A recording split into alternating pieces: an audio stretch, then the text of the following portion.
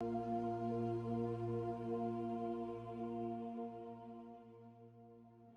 everyone. Namaskar. And let us start with the salutations. A beautiful morning, a beautiful day. Oh, Divine Mother, we are so blessed to devote a part of our life towards thinking of the supreme consciousness, the supreme wisdom, the knowledge of Vedanta, and coupling it with the supreme knowledge of the Raja Yoga, Kriya Yoga. Join us with the prayers in your own mind. Asato ma satgamaya,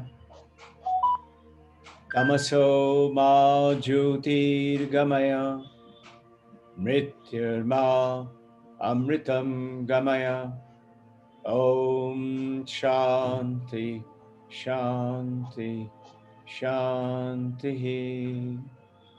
O Mother, the Supreme Consciousness, Brahman, Babaji, Kalpayogi Mahavatar, the Deathless Master, Krishna, Brahma, Vishnu, Maheshwara, Holy Mother, our Gurudev, Paramahansa Yogananda, Sri Sri Yukteswar Giri, Sri Sri Lahiri Mahasaya, Sri Sri Swami, Sri Vivekananda, Holy Mother Sharada,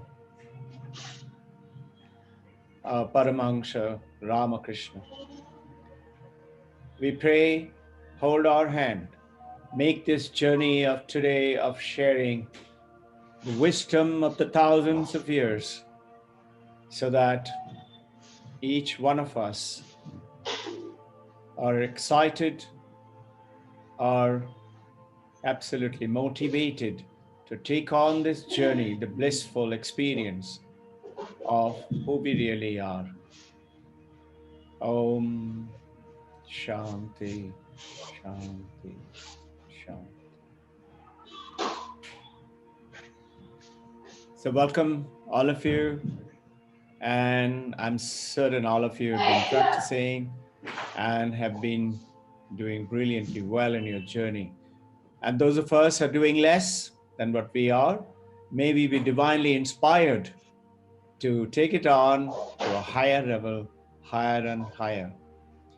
Today, I'm going to share the screen to talk about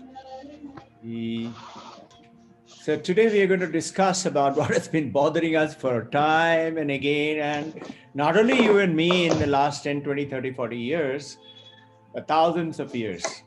This self, this Atman. How are we without attachment? We keep saying that, we keep talking in the Vedanta, that we are not this body, we are not this mind, we are not this name. We keep chanting Shankaracharya's Mano Buddhi Chitta Ahankara Na Aham. How is the thing that we need to reflect? So this self, that Atman, which is within you and me, is that it is without attachment. We are going to take on that we are this universe, we are this world. So there is a beautiful shloka, once again, Jagat Guru Shankaracharya had written, and it is there in Brahmavalli, in which goes in a very beautiful rhymic words. It goes, Asanga aham, asanga aham, asanga aham, puna, puna, puna. We are asanga aham, I am unattached. And I can say this again and again and again. There's this Swami Vivekananda, before he went off to America, he was resting, preparing to go to journey in the south of India, in Trivandrum. K. Ramaswamy, who left his body at the age of 98, he was then at about 10 or 8 years of age. And he says, I remember Swamiji came and lived with my father in this house. And Swami Vivekananda happened to meet him once with the very serious kind of a session for Swamiji talking to a child of 8, 10, 12 years of age. I think he was between 10 and 12.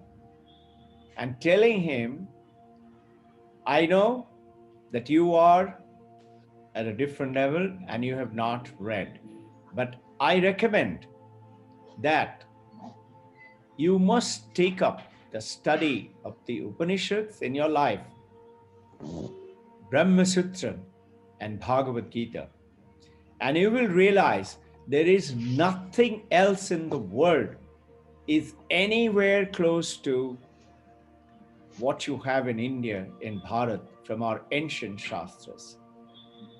He said it, let me read it out. He says, I hope you would study the Brahma Sutra, the Bhagavad Gita, as also the Puranas, along with the Upanishads. The light of such knowledge nowhere else rests in the world. Always remember as and try to live up to them. This is Swami Vivekananda's message. He told him, I'm giving you 4 methods to make your life perfect. You and I need to look into them. The first of which, he says, is Abhaya.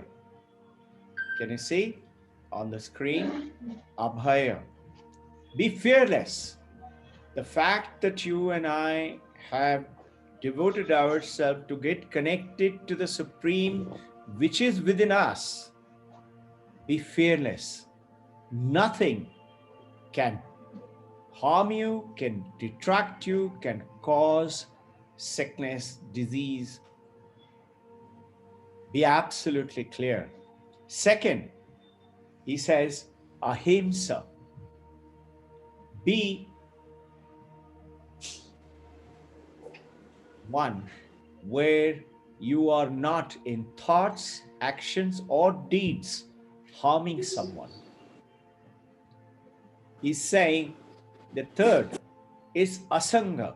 Notice this asanga, what we're talking about, was the same asanga he talked about. Know always that you are detached. And the fourth is to recollect, understand, we are truly Ananda. Always ever blissful. Ananda. Then why are we suffering would be the question for you and me. So reflect for a second what Buddha had told. Buddha had told the world.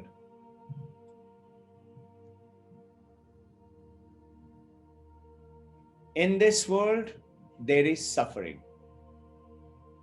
Why is this suffering? Recollect those 4 noble truths that he discovered. The first, there is suffering.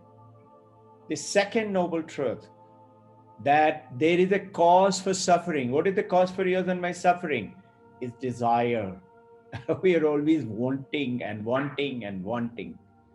Our senses are driving the world outside and bringing it to us.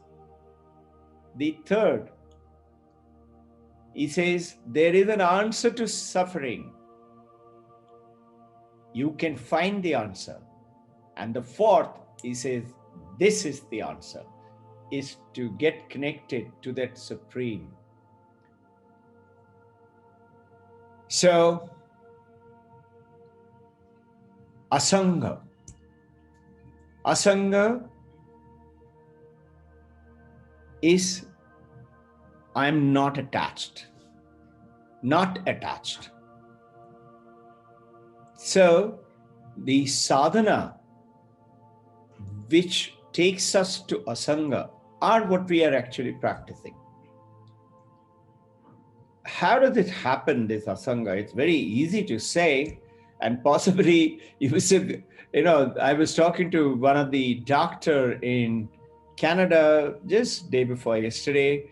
And when I was talking a similar thing, and she has naturally lots of issues, and we were talking about the beautiful ways of doing it, and very bright lady, very devoted, and wanting an answer. And natural reaction came in. That means what? I have to live like a saint. I have to become a monk. No, that's not the answer. So this is the difference between an yogi and an Advaita. And when you mix the yogi through the Kriya Yoga and through the Advaita, you bring a balance in your life. So it is not that you have to lead a monastic life. It is the principle should be there. This asanga, detachment, for everybody, knowing that I'm not attached. And it could be very simply, what is it? By knowing, by being aware. Not by hard practice, shaving of the head, run off to the mountain Himalayas, which is the process of the Patanjalis and the yogic processes in the Hatha Yoga. So you say, but we have family, life, children, husband, wife. Yes, of course, and the professions and the world. You be in the world. But being in the world, knowing all the time. Now, how do I know that? Is what we're going to go ahead and talk about it. Shankaracharya, in that Brahma Jnana, which I talked about while I'm on, is talked about this I am. Ahameva. Remember? Shankaracharya stated, talking about Ahameva Agya. This Agrava. Agrava is totally infinite possibility. I'm without decay. I cannot die. I cannot age. I cannot grow old. I cannot be. How can I be Agrava? And this is where is thing coming in is Ahameva, I am. Here, who is this I am? Let us start with this Ahameva. I'm making the biggest mistake today saying I'm this body, I'm this mind, and I am this person, function, name, form. And because of that mistake, this is where we are suffering, we are aging, the desires coming in from where? From my mind, isn't it? As the body, one cannot be without any attachment. Why? See, the body, the moment you affiliate yourself, as I am the body, as against I am not the body, the moment you affiliate, the body is subjected to what? Subjected to this weather, to the world. I need food, do you mind? I need my clothes, I need money, I have my basic requirements. So the body is open, definitely is attached. The body, the moment I get attached to the body, I get limited. To be infinite, which is talking about the understanding of Ahameva Agrava.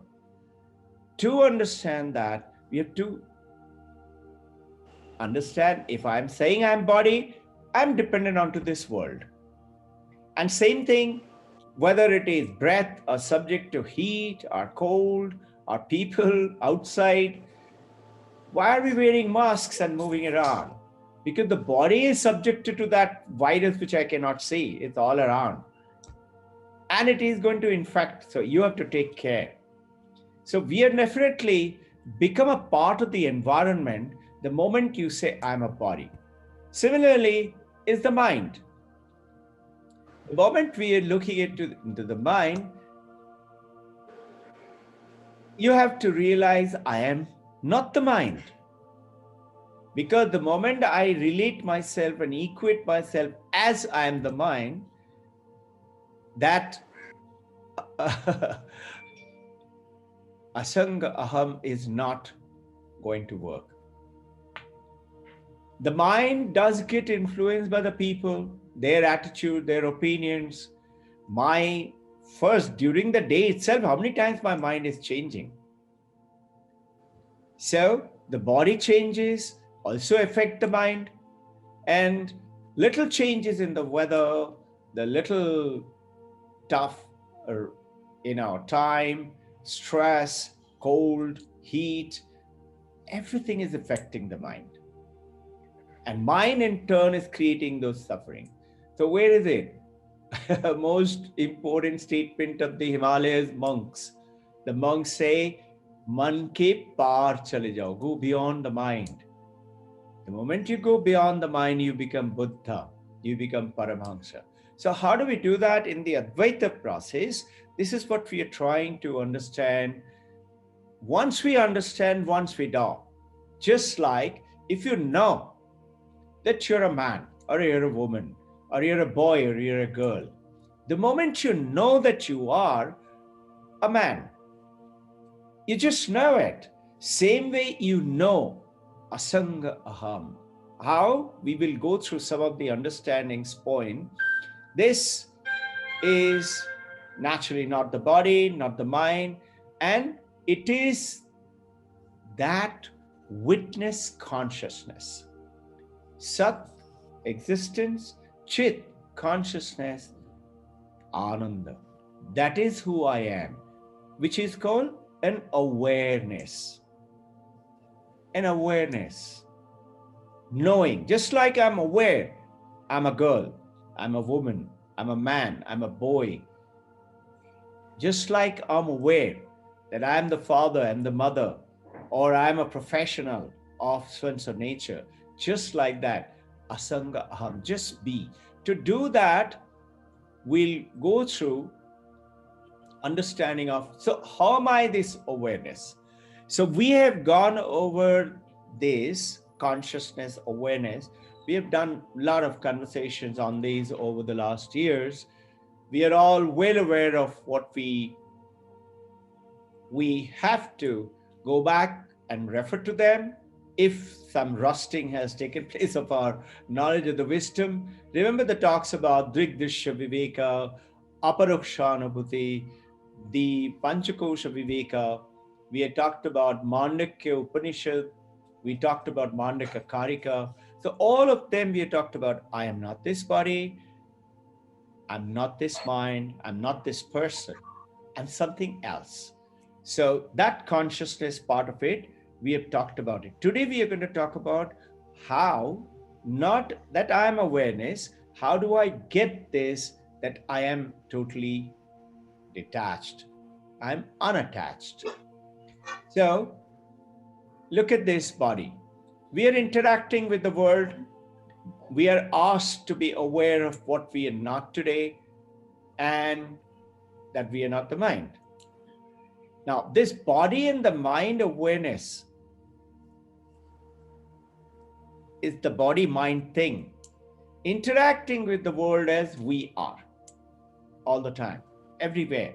This is how we are performing with ourselves. A Vedantic term I would like to introduce you now, a little technical term. We have talked about it on this early morning sessions.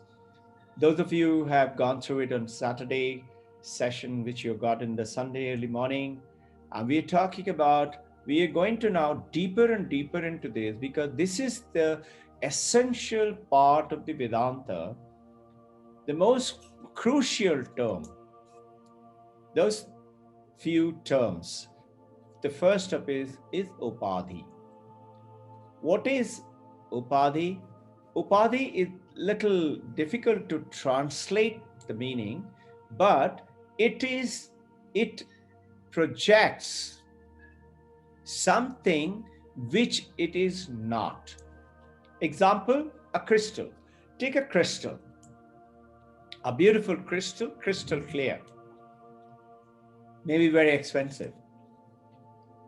Now, if I put a red rose in front of the crystal, and I look at the crystal from the other side, the red rose will look red. If I remove the red, mind you, the crystal is not red. Crystal is crystal clear. But if I put a yellow rose now, the crystal will look yellow. Thousands of years ago in Upanishad, they've taken this example. So the crystal's redness or the yellowness is coming from the rose, where the crystal is not, but it appears to be. It now absorbs the color of the other. I would say it projects and receives the projection. The crystal receives it. One of the monk, he's Christopher, the Buddhist monk, he's written a letter to Swami Sarvapriyananda. He is speaking so much to bring about the awareness of the world along with many other monks. And he is referring to this letter that he got this letter from Christopher, who's a Buddhist monk, also a teacher and one of the very advanced teacher. He, while having breakfast, he happened to see a glass of orange juice and a glass of clear water, which was right in front. And it appeared, they were aligned in such a beautiful way that it appeared like two glasses of orange juice. Whereas, notice the first glass of orange juice was crystal clear water. The second was orange juice. So he's taken the picture also so well that both look orange. So what has happened now? This is called upadhi.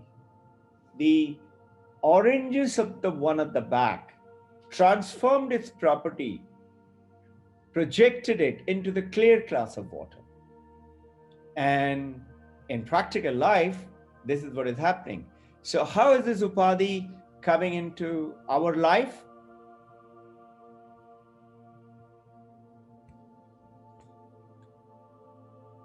I say, I am the body.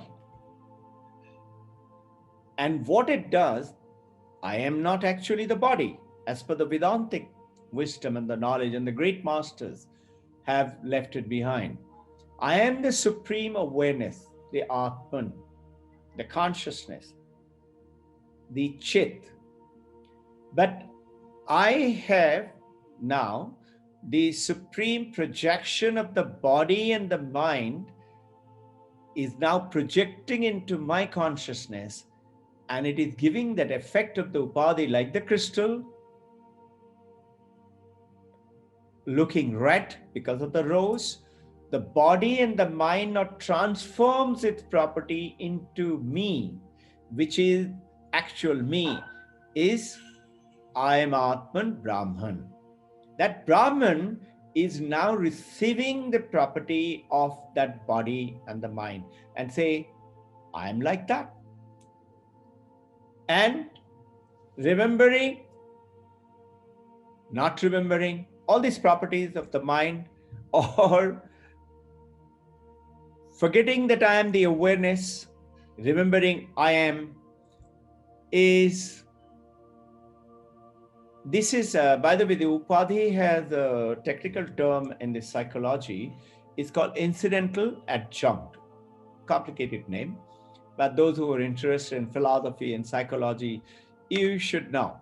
So the glass of water and the crystal, they have now become orange juice and red or yellow or green, depending on what is lying around.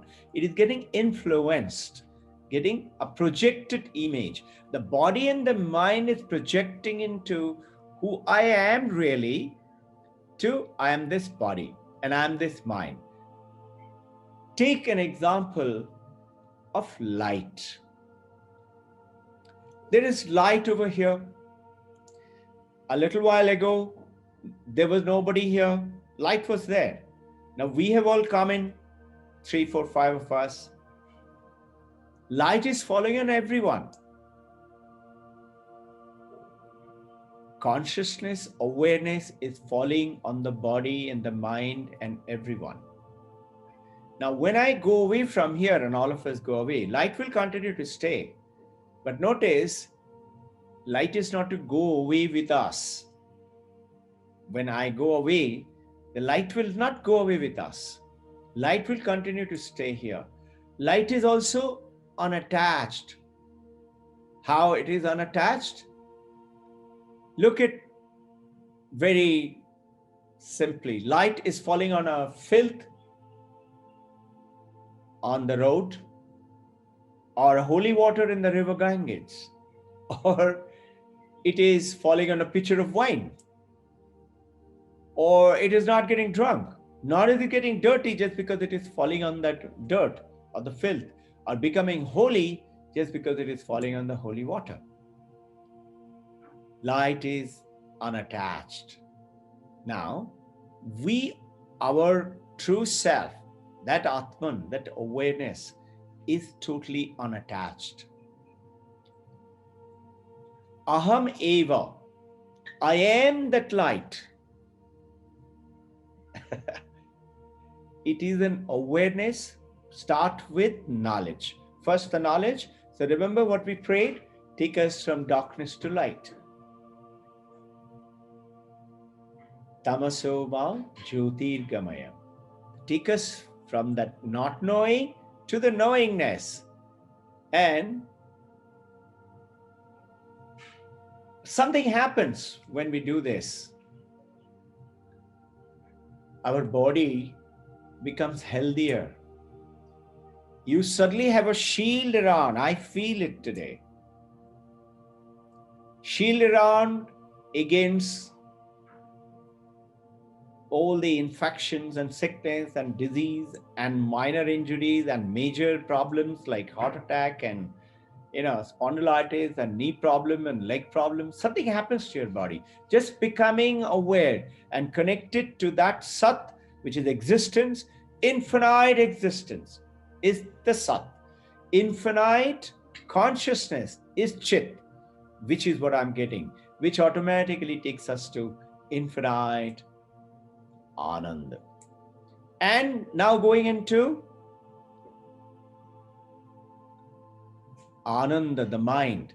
The mind also becomes very peaceful, very joyful, very happy. Why? Because you realize, I am not this body. They may be suffering, but you are not attached to it. Paramahansa Ramakrishna, often we talk about, Turiya Maharaj once in Himalaya, sitting with a group of foreigners and some devotees from India. They were all in front of a fire and talking on Vedanta. So one of the devotees challenged him. He said, you say you are not this body. So why don't you put your hand in the fire? He said, I'll put my hand in the fire. The hand will burn, but I am not going to get burned. And he was going into the fire. Other people held on to him. Because you and I have work to do with this body and the mind. At the same time, doing the work without being attached to the body and the mind. That is how you're inviting the bliss and the happiness. I'm not this body, but yes, the body is my vehicle, is my temple for my supreme soul. I have to keep the body healthy. I have to take care of those precautions. You cannot say rightfully, I'm tall, I'm fair, I'm thick, I'm fat, I'm thin, I'm skinny, I'm dark, I'm old, I'm young. I am not, the body is. So this discrimination takes you to a different kind of an awareness. Notice one more thing. Light does not hold on to anything. It does not hold on to anything. Which is called attachment. We have come, light is reflecting, we'll go away. Notice this universe, this beautiful, in the theistic religion, God's world. We tend to hold on to things. We are traveling. If you hold on to something, something else happens. Something also hold on to you. Supposing I hold on to this table, the table is also holding on to me. There's a beautiful story of Paramahansa Ramakrishna explaining about this attachment. A flood water going by, lots of things are floating because of the flood. It has come out of the homes. People are watching from the helplessly from the shore. And one of the gentlemen who was standing there sees a beautiful rug, woolen rug is passing, flooding. Flood water is taking it away. So he mightily jumps and swims mightily across and catches hold of the rug. And as he catches hold of the rug, he sees it's not a rug, it's a bear, live bear. Naturally, bear is being swept away. Bear also hugs onto him. Imagine the scene. The people from the shore saying, hey, let go the rug. The rug is taking you across. Let go. Otherwise, you will be drowned. That man shouts back, I have let go. But the rug is not letting me. Naturally, the bear is not letting it. This is what happens to the attachment. And we are so deeply attached to everything. This attachment is coming because of our desires and taking us across to what is causing the sufferings for us. The moment we start to realize that I am able, I am that detachment will bring in that joy and the ananda. Being in the world, not have to run away. Being in the world, yet being detached. We say we're attached. We have to become a monk to be detached. It is not so. When I am just aware, think, a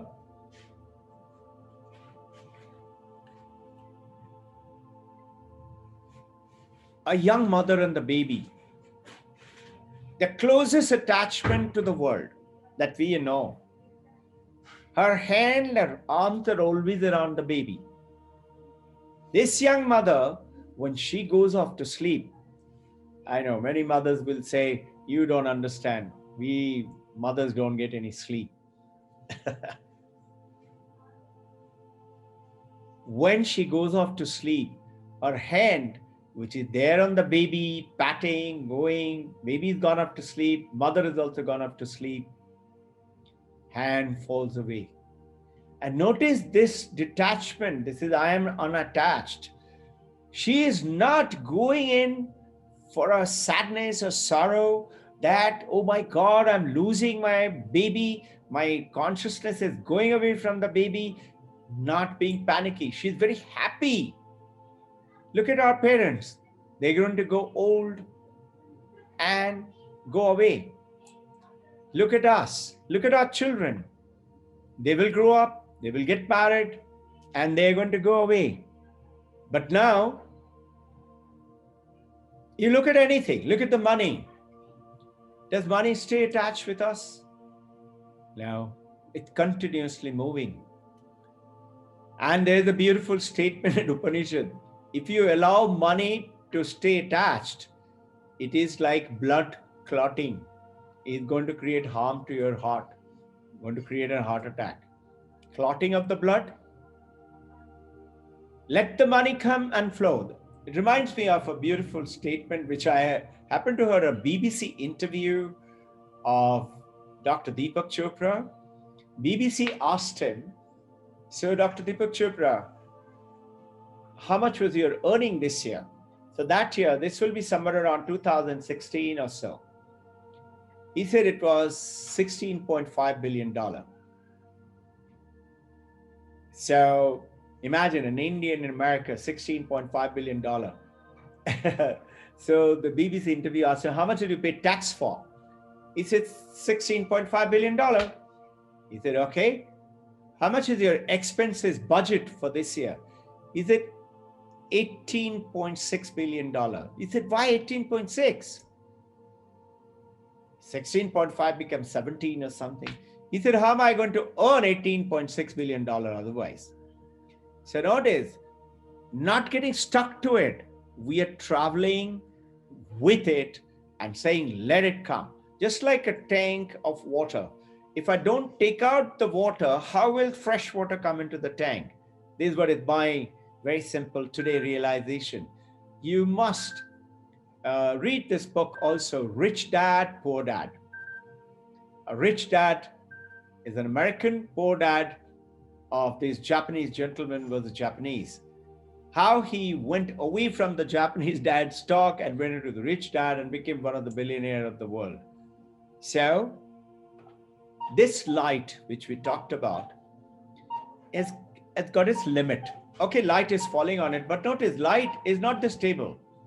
Light is not this body. Light is not that rug or the carpet or the chair. Light is, yes, reflecting, refracting, but that is limited. So now I am going to take you to another, which is called Adhisthana. This another technical term in which understand the screen, this computer screen that you're watching. The screen is reflecting, changing continuously, giving you a new thing. The reflection, the movie that you're seeing in the screen or on the television or on a movie screen is totally unattached to what is happening on the screen. Maybe there is flood, maybe there is a tiger, maybe there is a dinosaur chasing Jurassic Park, maybe there is volcano, eruption, hero, heroine, road flying in the sky. Screen is unattached. Screen is unattached even when there is no movie playing. Screen is saying, you want to play? Welcome. Sufferings come to you and me.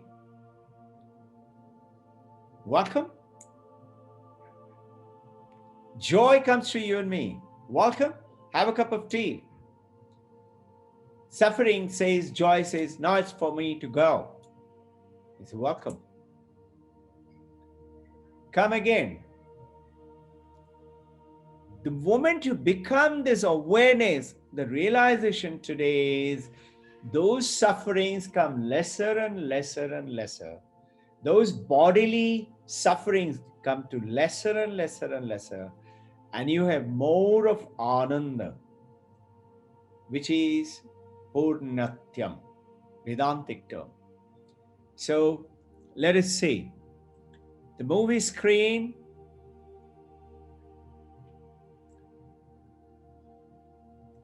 does not have any limitations of what should play, what should not play. It's just choice, your choice.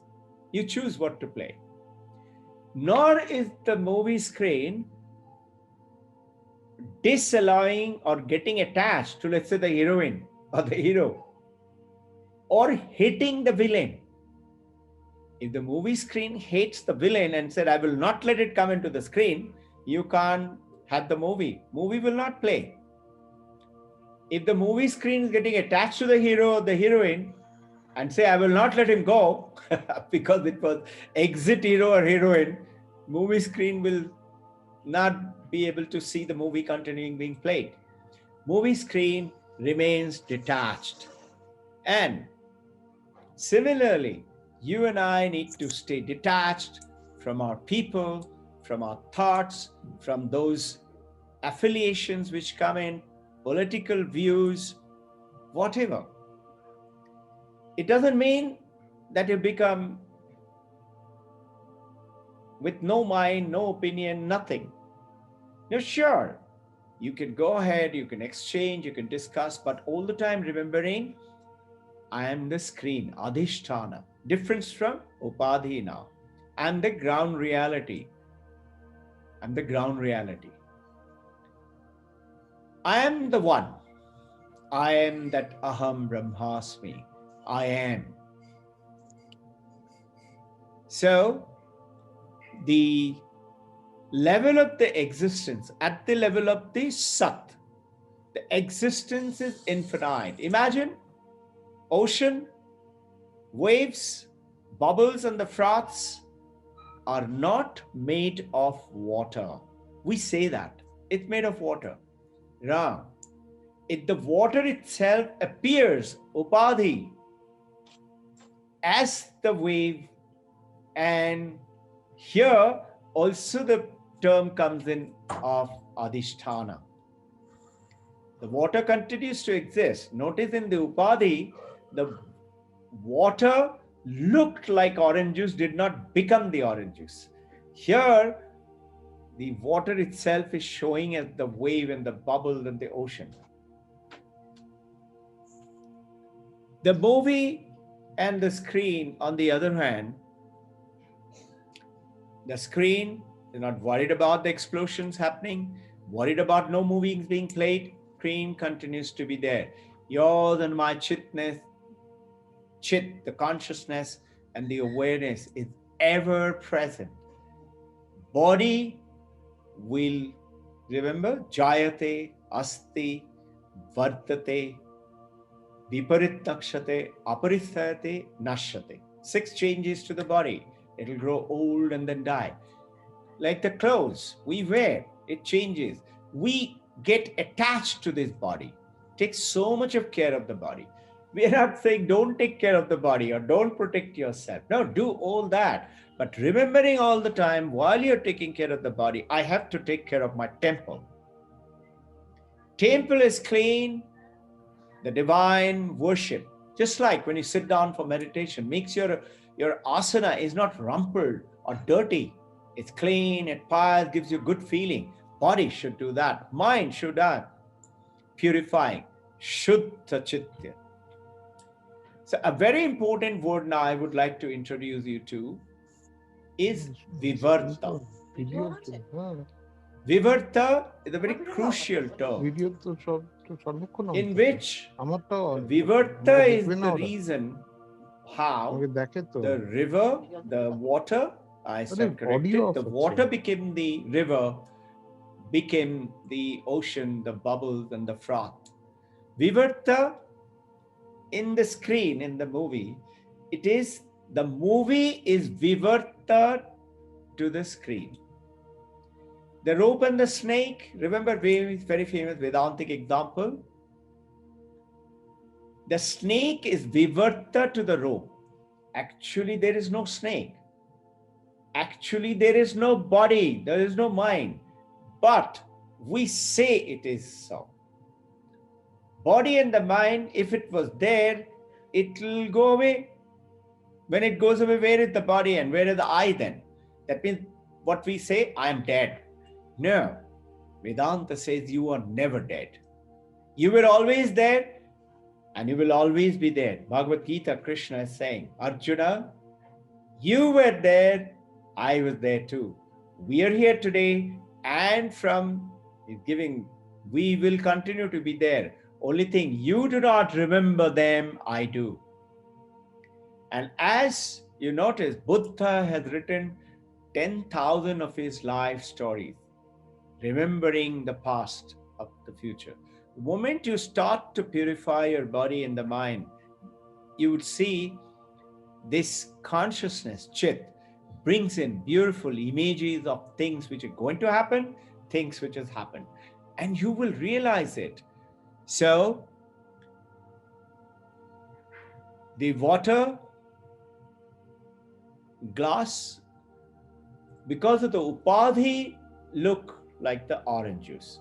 It is the vivarta of the orange juice. Movie is the vivarta of the screen. Take a oasis and a mirage. A mirage is filled with water and you're attracted to that. But not one grain of the desert can be made to be wet with that water, entire water of the mirage. Entire water of the mirage cannot wet the sand. Screen would not get transformed because there is a fire, an earthquake, a shaking building, or whatever is happening on the screen. The reality and the appearances, are unattached. So in Upadhi, you saw that reality of the red rose got transformed, projected to the crystal, the orange juice to the clean water, the snake, which was the vivarta of the robe. The reality and the appearances are totally unattached. And because their appearance, vivarta actually means appearance. It is just an appearance. The snake of the vivarta and of the robe, the mirage and the vivarta. So, is it possible to live like this in our real life? Very important concept in the Advaita. It's a very crucial thing. Why are we studying all this? So, good example is our dream. In the dream, notice what is happening, and this is why it is called again and again that we are living a life which is actually a dream. In your dream, what happens? Notice a tiger is chasing you, but you wake up and you say, oh, it was only a dream. It is not real. You have got $1 million. When you wake up, you don't go to check your bank account that I got 10 crore, kaun banega 10 crore pati.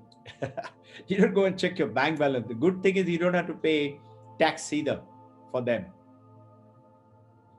So, using this, the concept of the vivarta, the adhisthana and upadhi, you transform it in the real life through the dream. Remember in the Mandukya, Jagrata, Sapna, Sushupti, and then silence, Chaturtham, the Turiya state. Now, if you grasp this essence, firstly, the body and the mind stays in a blissful state. Yes, I got a little bit of cough and cold, but I'm not worried. I'm going to take care. I'm going to take medicines and take the precautions so that I don't get the cough and cold. But I'm peaceful. It's not only the saints, it's not only Paramahansa Ramakrishna who's dying, Turiya Maharaj is saying, but you look very blissful. And he was saying just before that, my throat is paining, I cannot eat. And Turiya Maharaj said, but you look very blissful. Paramahansa Ramakrishna said, rascal has caught me. Sala ne pakad liya in Bengali. You enjoy your life. But as a yogi, what do you have to do? Then notice the difference of the yogi and the Advaita. Yogi will say, do these Hatha Yoga practices, don't let the disease come, and if it comes, you have to do these practices. That's also very nice, very good. But notice here, you don't have to switch off the TV. You have to just know it's the movie which is playing. You don't have to run off. And so Advaita does not make you a sannyasi or a monk. Advaita makes this world appear to you.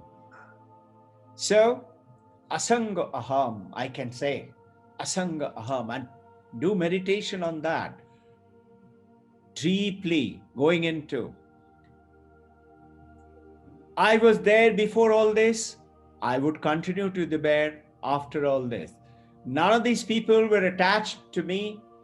The people, the relatives, the objects, the food, whatever. Just imagine, if you put the food, what you've eaten today for the breakfast, imagine if you add, this is the Buddhist meditation, by the way, add all the food that you've eaten yesterday on your table.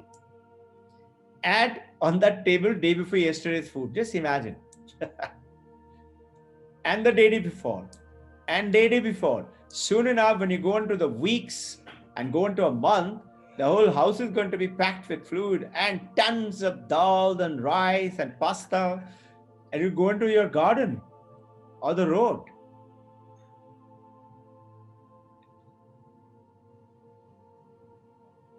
We so crazy about food. How attached am I to the food? Remember that vivarta, upadhi. Similarly with the money and the body and the memory. This is the end of all attachments. Remember the mother and the baby? There is a Buddhist monk who visited a king and said, "Oh king, how are you doing?" King said, "Very bad time. I have a terrible son. He's not interested in learning how to take over the kingdom. My ministers are all corrupted and they know food growing very well. And we are in need of food. I have to borrow from the next kingdom." The monk said, "O king, this too shall pass." 20 years later, he comes back, passing by, meet the king. King is very old now. He said, "Oh king, so how are you?" A king says, "Oh, everything is so beautiful. My son has become really good young prince and he's ready to take over the kingdom. What about the ministers?" He said, "Oh, ministers, I have sacked them and I got new good ministers, plentiful of food. Everything is so beautiful. I'm so blissful and happy." The monk says, "O king, this too shall pass." Ananda, get onto this joyful status and know that Ananda, Upadhi, Adhisthana, and Vivarta. I'm limited when I'm a body. Only knowing that I'm a body and limited. Become unlimited by knowing it is not so. Be the isness of the consciousness. Existence is me. Ocean of existence has become the dog, the dolphin. Ocean of existence has become me. We generally say, no, I exist, the dog exists, my house exists, my bank balance exists. The existence is my bank balance. This is the Advaita, Sat, existence. Infinite existence is Sat. Infinite consciousness is Chit. And unlimited awareness and thoughts called, that takes you to Anandam, called Purnatya, bliss. Bring in Upadhi, the body and the mind has come in and it makes my consciousness, I am, Ahameva, makes that Ahameva feel like the orange, like the red color. Happiness, sadness to the mind makes me say, I am happy, I'm sad, but it is not. So being this aware, when you become aware of that, you don't let it, allow it. You say, this is only Vivarta, the body appears, you become limitless. Bring in that Upadhi and the Vivarta, and you go into this Ananda. We have finished for the sessions of today. It's a fantastic session. We finish with our prayers. Akasha Shanti, Prithvi Shanti, Vayu Shanti, Agnyaya Shanti, Jalaspataya Shanti, Dakshinaya Shanti, Uttara Shanti, Purvadisha Shanti, Paschimaya Shanti, Om Chitta Shanti, Manaha Shanti. May the blessings of our Gurudeva, Sri Sri Yukteswar Giridhari Maase, Swami Sri Vivekananda, Holy Mother, Paramahansa Ramakrishna, bless us. May we receive the blessings of the Mahavatar Babaji, the deathless Master, Brahma, Vishnu, Maheshwara, Divine Mother, and in Advaitavad, Supreme Brahman, the consciousness, which is you and I. Bring up this awareness, receive the blessings, so that we may attain this oneness with the consciousness in this life alone. Jai Guru.